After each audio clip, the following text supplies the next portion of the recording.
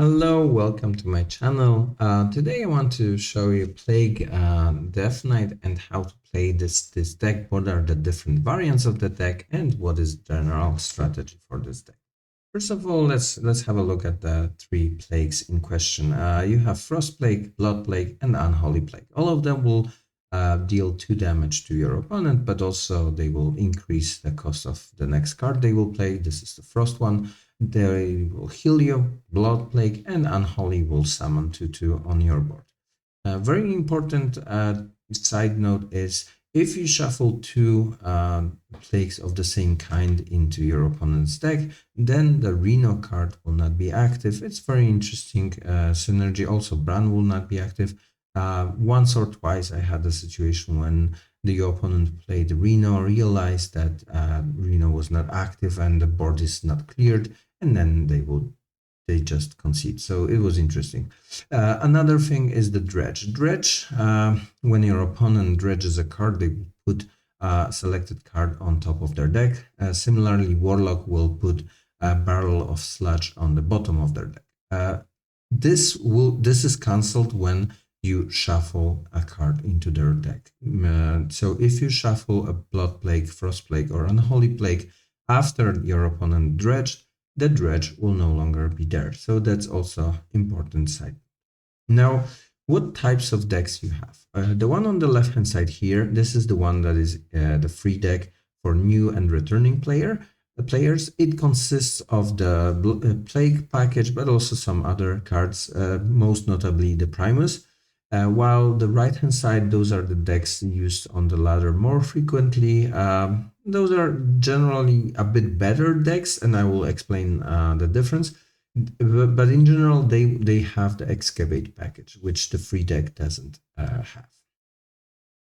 The general rule is that you want to shuffle the plagues, but also keep the pressure on the board, play minions, and try to kill your opponent while they draw the plagues. So this is more a mid-range deck. It wants to win by turn 8, 9, 10, 11. Let's look at the cards. First, we have the Plague package. So we have Staff of the Primus, 1 mana, 1/3 weapon, which shuffles a plague after you attack. We have Distress Cavalier with a Death Rattle, shuffle 2 random plagues into your opponent deck. And then we have Down with the Ship. This is a 2 mana, deal 3 damage, and shuffle plagues. On top, we have a legendary Helya, which will shuffle all 3 cards, so all 3 plagues, but also makes the plagues unending. And unending meaning that after they draw a plague, they will shuffle again another copy. Then we have some cards that have synergies with plagues. Storm Trader, after you shuffle the first plague, it will become active because it needs at least 1 plague in your opponent's deck to be active. It's a deal 3 damage to all enemy minions, so a very good board clear. And then we have Chained Guardian, which becomes less costly after you shuffle plagues. And I've put also here Chill Fallen Baron. I think that's also key card and core card in this deck.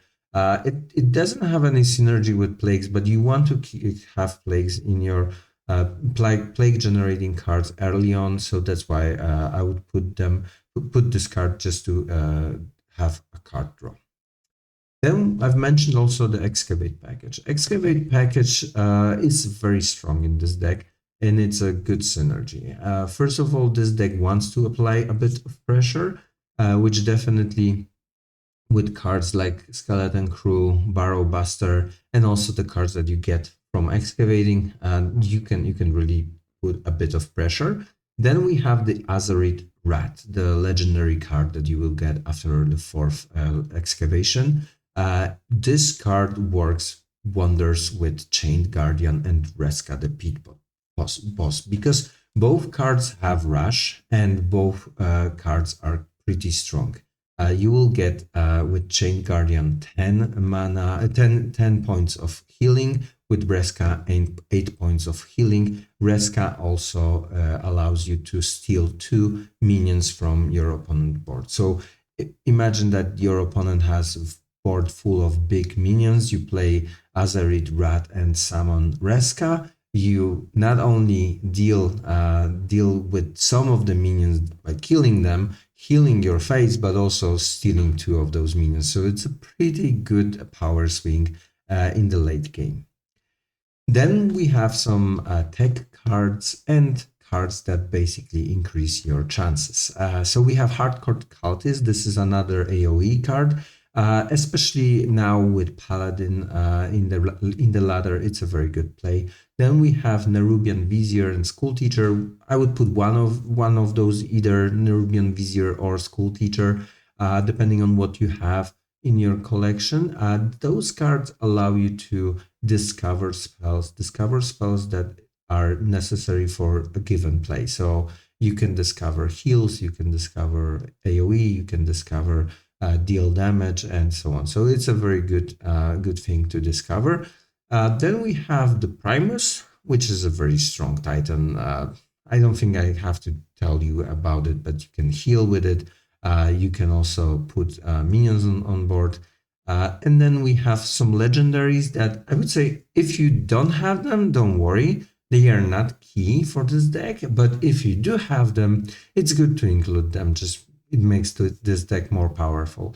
We have Astolar, which is dealing damage and also giving you 5 armor. We have Sylvanas, which will steal a minion. And then we have either Prison of Yogg-Saron or Yogg-Saron Unleashed. Very powerful cards, or just Hail Mary cards when you are losing and you want to say, hey, Yogg, maybe I want to win this game. So like I said, those are different variants depending on what you have in your collection. I would definitely include the Plague package and then the Excavate package, and depending on what you have, adding some AoE or legendaries should also help you win. Overall, I had fun with this deck. This deck easily can get you to Legend. And I highly recommend it. If you enjoyed this video, please like it. Please subscribe to my channel on YouTube and follow me on Twitch. I'm trying to stream once a week. Also, you will find in the description the links to the Twitch channel and the some examples of the deck codes. Thank you very much and have fun. Good luck.